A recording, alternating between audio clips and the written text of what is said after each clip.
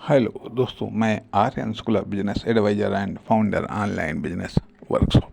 मित्रों, हम बात करना चाहेंगे कि कास्ट कम करने के तरीके या वर्किंग कास्ट को कम करने के तरीके या फिर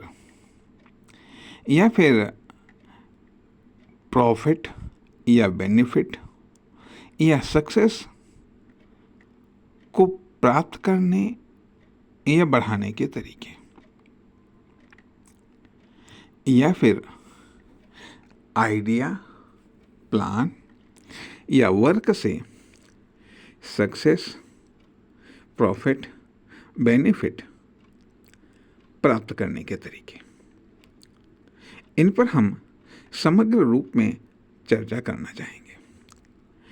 पहले हम समझेंगे कि एक एंटरप्रेन्योर, बिजनेसमैन और एम्प्लॉई, बेसिक तौर पर हम ये मानते हैं कि business work plus ideology, work plus idea plus planning, इन तीन चीज़ों से बिजनेस बनता है। अब यहाँ पर एक एंटरप्रेन्योर बिजनेस आइडिया को जन्म देता है या क्रिएट करता है या उसे डेवलप करता है। ध्यान दीजिएगा, एक एंटरप्रेन्योर, एक उद्यमी बिजनेस आइडिया को या ऐसे आइडिया को, एक आइडिया को बिजनेस आइडिया में वो कन्वर्ट करता है। एक एंटरप्रेन्योर आइडिया को बिजनेस आइडिया में कन्वर्ट करता है, अर्थात बिजनेस आइडिया को या तो कन्वर्ट करके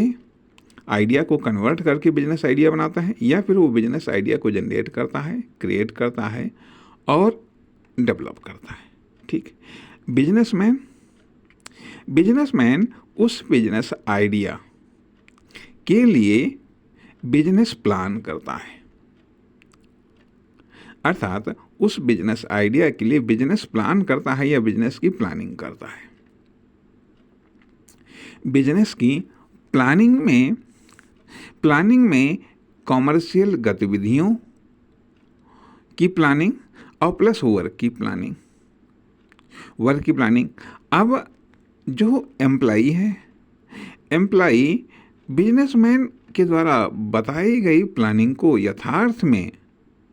यथार्थ में वह उतारता है। इस प्रकार से एक तो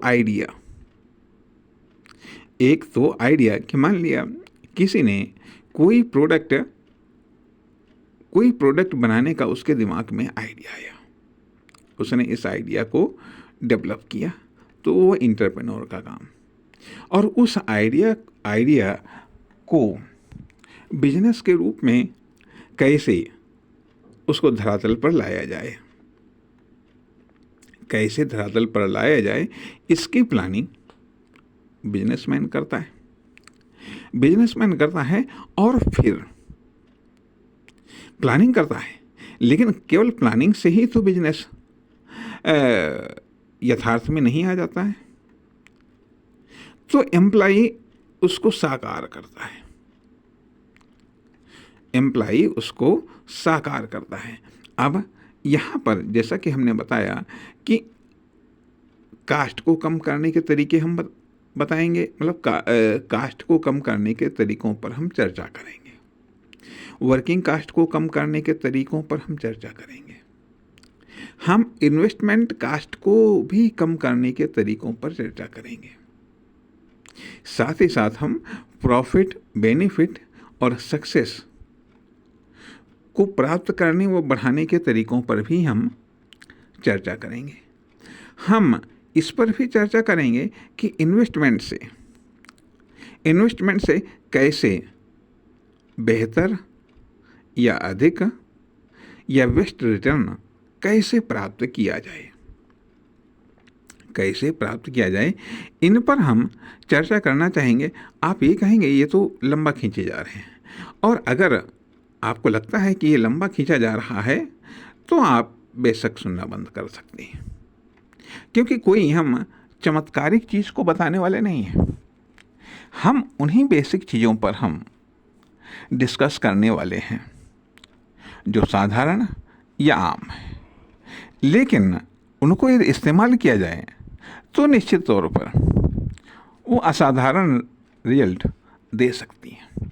अर्थात अब यहाँ पर प्रॉफिट या बेनिफिट या सक्सेस, अर्थात प्रॉफिट इकोनॉमिक प्रॉफिट, बेनिफिट गैर इकोनॉमिक लाभ बेनिफिट, सक्सेस सफलता। हो सकता है कि वह इकोनॉमिक भी हो सकती है, कॉमर्शियल भी हो सकती है, तथा गैर इकोनॉमिक या गैर कॉमर्शियल भी हो सकती है। तो कहने का अर्थ यह है कि हम जो भी आर्थिक उपक्रम लगाते हैं या स्टार्ट करते हैं, चाहे वह कोई कॉमर्शियल एक्टिविटी हो या फिर कोई फर्म, दुकान, कंपनी हो, तो अब यहाँ पर जब हम टोटल लाभ की बात करते हैं, टोटल लाभ की बात करते हैं या टोटल हम प्रॉफिट की बात करते हैं, तो उसमें दो चीज़ें हैं कि या तो हमारे प्रॉफिट, बेनिफिट या सक्सेस बढ़नी चाहिए। अर्थात प्रॉफिट बढ़ता है कैसे? प्रॉफिट बढ़ने से बढ़ता है, या फिर बेनिफिट बढ़ने से बढ़ता है, या फिर सक्सेस बढ़ने से बढ़ता है। दूसरा रास्ता यह है कि जब हमारी कास्ट कम होती है तो उससे भी प्रॉफिट होता है। अर्थात एक होता है अर्निंग प्रॉफिट, दूसरा होता है सेविंग प्रॉफिट। एक होता है अर्निंग प्रॉफिट, दूसरा होता है सेविंग प्रॉफिट। जब हम वर्किंग कास्ट को कम करते हैं, जब हम इन्वेस्टमेंट कास्ट को कम करते हैं, तो यह सेविंग प्रॉफिट है। लेकिन जब हम इन्वेस्टमेंट या वर्क के द्वारा हम और अधिक लाभ कमाते हैं, तो यह अर्निंग प्रॉफिट है। अर्निंग प्रॉफिट है तो इस प्रकार से एक सेविंग प्रॉफिट, दूसरा अर्निंग प्रॉफिट, एक सेविंग बेनिफिट, दूसरा अर्निंग बेनिफिट, तीसरा सेविंग सक्सेस और अर्निंग सक्सेस।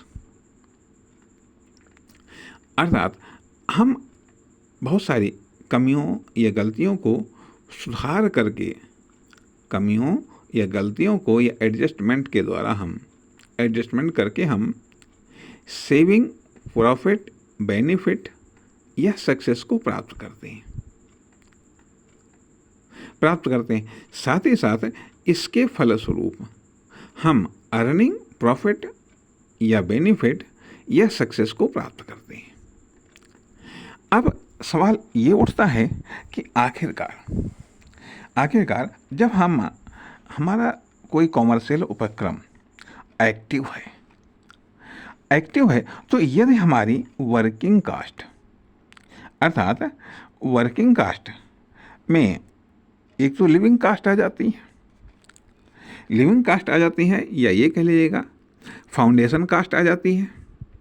लिविंग कास्ट आती है और वर्किंग कास्ट आती है। फाउंडेशन कास्ट जिस कास्ट के द्वारा या जिस इन्वेस्टमेंट के द्वारा किसी कॉमर्शियल उपक्रम की स्थापना हुई है। लिविंग कास्ट का अर्थ है कि वह न्यूनतम कास्ट जो कि उस उपक्रम को जिंदा रखने के लिए या मार्केट में या सोसाइटी में एक्टिव रखने के लिए आती है, वह लिविंग कास्ट आती है। फिर वर्किंग कास्ट, अब वह जो कॉमर्शियल उपक्रम है जो वर्क कर रहा है, उस वर्क करने में जो लागत आती है वह वर्किंग कास्ट आती है। तो इस प्रकार से हम ये कह सकते हैं कि टोटल प्रॉफिट को बढ़ाने का एक तरीका तो यह है कि हम कास्ट को कम करें। कास्ट को कम करें, अर्थात अब किसी कार्य को करने के लिए जो इकोनॉमिक कास्ट आती है या जो इन्वेस्टमेंटल कास्ट आती है तो उसको भी यदि यदि कम किया जा सकता है तो उससे भी एक बेनिफिट प्राप्त होता है। लेकिन यहाँ पर कम करने का अर्थ ये नहीं कि आप तो कम कर सकते हैं, लेकिन यदि उसका बैड इफेक्ट पड़ता है तो यह वर्किंग कास्ट को कम करने का तरीका नहीं है। अर्थात कम करने का तरीका नहीं, कटौती अलग है, कमी करना एक अलग है, और एक बौद्धिकतापूर्ण तरीके से कमी करना एक अलग है। तो यहाँ पर कहने का अर्थ यह बनता है कि वर्किंग कास्ट को हम कम कैसे करें, या वर्किंग कास्ट, दूसरे शब्दों में वर्किंग कास्ट कैसे बढ़ती है। और देखा ही जाए कि वर्किंग कास्ट कम कैसे होती है, वर्किंग कास्ट कैसे बढ़ती है, और कैसे वर्क के द्वारा या फिर प्लानिंग के द्वारा या फिर आइडियोलॉजी के द्वारा प्रॉफिट, बेनिफिट या फिर सक्सेस बढ़ते हैं। ये सब कदाचित एक साथ मिले हुए चलते हैं। अब मान लिया ये कहा जाता है कि यदि हम पढ़ते हैं, सीखते हैं, हम स्किल डेवलप करते हैं, हम नॉलेज डेवलप करते हैं, हम एक्सपीरियंस डेवलप करते हैं, हम रिसर्च करते हैं, हम स्टडी करते हैं, तो ये सब कार्य करने का हम प्रयोग, परीक्षण, निष्कर्ष निकालते हैं। इन सब कार्यों को करने के पीछे जो हमारा उद्देश्य यही होता है कि हम जो भी करें उससे वर्किंग कास्ट कम आए, साथ ही साथ प्रॉफिट या बेनिफिट या सक्सेस और ज़्यादा मिले।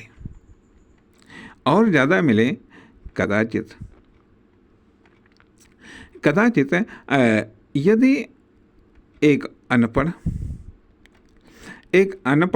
अनस्किल्ड, अनएक्सपीरियंस्ड एम्प्लॉय से यदि कार्य करवाया जाए, और उसके विपरीत एक एजुकेटेड, एक स्किल्ड और एक एक्सपीरियंस्ड एम्प्लॉय से कार्य करवाया जाए, तो दोनों की तुलना में, जहाँ एक तरफ वर्किंग कास्ट कम आएगी, वहीं दूसरी तरफ इनसे प्राप्त होने वाला प्रॉफिट या बेनिफिट या फिर सक्सेस ज़्यादा मिलेगी, सक्सेस ज़्यादा प्राप्त होगी। देखने में तुलनात्मक रूप में ऐसा लग सकता है कि ये सस्ता पड़ता है, वो महंगा पड़ता है। ये सस्ता पड़ता है अर्थात ये अनएजुकेटेड, अननॉलेज्ड, अनस्किल्ड या फिर अनएक्सपीरियंस्ड एम्प्लॉय की अपेक्षाकृत एजुकेटेड, स्किल्ड और एक्सपीरियंस्ड एम्प्लॉय की कास्ट ज़्यादा होती है, दोनों की कास्ट ज़्यादा होती है। लेकिन कास्ट और जो रिटर्न है उसका जो रेशियो होता है कि वो ज़्यादा कास्ट अदा करने के बावजूद भी वो प्रॉफिटेबल साबित होता है, और ये कम कास्ट अदा करके भी ये लॉस में होता है। तो कहने का अर्थ यह बनता है कि मान लिया यदि देखा ये जाए कि हम खुद एक वर्कर होते हैं, खुद को हम एजुकेटेड करते हैं, खुद को नॉलेज से युक्त करते हैं, खुद में स्किल डेवलप करने का प्रयास करते हैं, खुद में एक्सपीरियंस प्राप्त करने का प्रयास करते हैं। आखिरकार क्यों? इसलिए करते हैं कि ताकि जब हम कोई भी कार्य करें तो वो कम खर्चे में हम संपन्न कर सकें। साथ ही साथ उससे यदि हमको कोई प्रॉफिट मिले, वो ज़्यादा मिले। अर्थात जब हमारे पास में ये सब चीज़ें होंगी तो हमको जो भी कार्य सौंपा जाएगा वो कार्य हम कम लागत में कर देंगे। और जब हम कम लागत में कर देंगे तो उससे हमको प्रॉफिट भी अधिक मिलेगा, बेनिफिट भी अधिक मिलेगा। तो कहने का अर्थ यह बनता है कि एजुकेशन, शिक्षा, नॉलेज, ट्रेनिंग, प्रशिक्षण,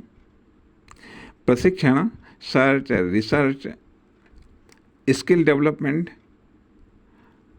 एक्सपीरियंस, ये सब चीज़ें हमारी वर्किंग कास्ट को तो कम करती ही हैं। साथ ही साथ हमारी जो बिजनेस आइडिया है या फिर हमारी जो बिजनेस प्लानिंग है, इससे प्राप्त होने वाला जो रिटर्न है, प्रॉफिट के रूप में या बेनिफिट के रूप में या सक्सेस के रूप में, उसको बढ़ा देते हैं। कहने का अर्थ यह बनता है कि ये सब एजुकेशन, स्किल, एक्सपीरियंस, ये सब टूल्स हैं। ये सब टूल्स कास्ट को कम करने के भी हैं।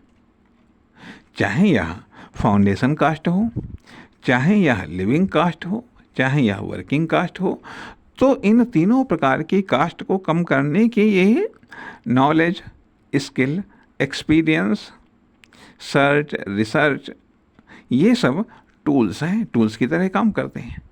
साथ ही साथ नॉलेज, स्किल, एक्सपीरियंस, ये चीज़ें बिजनेस आइडिया व बिजनेस प्लानिंग से प्राप्त होने वाले प्रॉफिट बेनिफिट, अर्थात ये प्रॉफिट बेनिफिट और सक्सेस को बढ़ाने के लिए भी ये टूल्स हैं। अर्थात जिन टूल्स से हम नॉलेज, स्किल, एक्सपीरियंस से न केवल हम कास्ट को कम कर सकते हैं, न केवल हम प्रत्येक प्रकार की कास्ट को कम कर सकते हैं, बल्कि प्रत्येक प्रकार के प्रॉफिट, बेनिफिट और सक्सेस को भी बढ़ा सकते हैं। यदि हमारे पास में इनकी शॉर्टेज है, तो फिर ये सब चीज़ें, जहाँ एक तरफ प्रॉफिट, बेनिफिट या सक्सेस घट जाएगी, वहीं दूसरी तरफ वर्किंग कास्ट बढ़ जाएगी। अब यहाँ पर एक वर्कर के लिए नॉलेज, स्किल और एक्सपीरियंस अलग प्रकार का है, अलग क्षेत्र या विषय से रिलेटेड है। एक बिजनेसमैन के लिए नॉलेज, स्किल या एक्सपीरियंस का क्षेत्र या विषय या एरिया अलग है। एक एंटरप्रेन्योर अर्थात उद्यमी के लिए नॉलेज, स्किल या एक्सपीरियंस यह एक अलग है। इसलिए यदि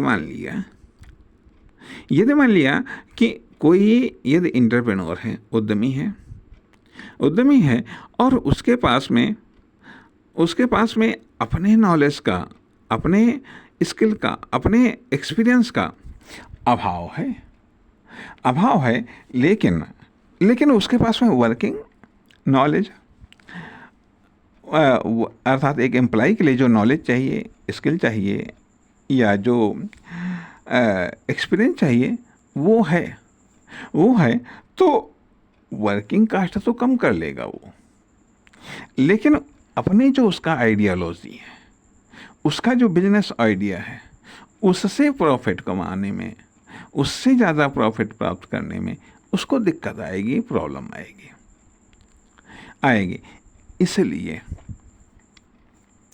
इसलिए यहाँ पर हम जोर देकर ये बात कहना चाहेंगे कि कास्ट को, चाहे वह वर्किंग कास्ट हो, चाहे वह लिविंग कास्ट हो, चाहे वह फाउंडेशन कास्ट हो, चाहे वह इन्वेस्टमेंट कास्ट हो, चाहे वह प्रॉफिट बढ़ाने का तरीका हो या फिर बेनिफिट प्राप्त करने के तरीके हों या फिर सक्सेस को प्राप्त करने के तरीके हों, इसमें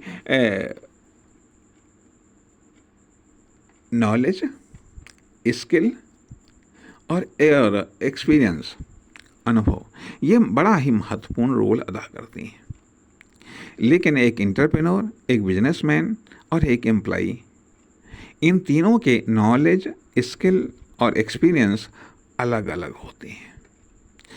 होते हैं। इसलिए अपनी अपनी समझ या क्षेत्रीय विषय के अनुसार जब ये लोग नॉलेज, स्किल और एक्सपीरियंस को प्राप्त करते हैं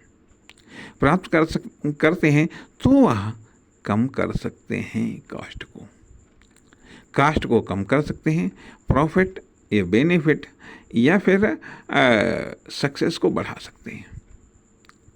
अब आप ये भी कह सकते हैं कोई खास बात तो बताई नहीं आपने, ये तो बड़ी साधारण सी बातें बता दी। लेकिन खास बात नॉलेज में है, स्किल में है और एक्सपीरियंस में है। कौन सा नॉलेज, कौन सी स्किल और कौन सा एक्सपीरियंस किस काम आ सकता है, यह एक अपने आप में एक विवेकपूर्ण सवाल है। नमस्कार, धन्यवाद।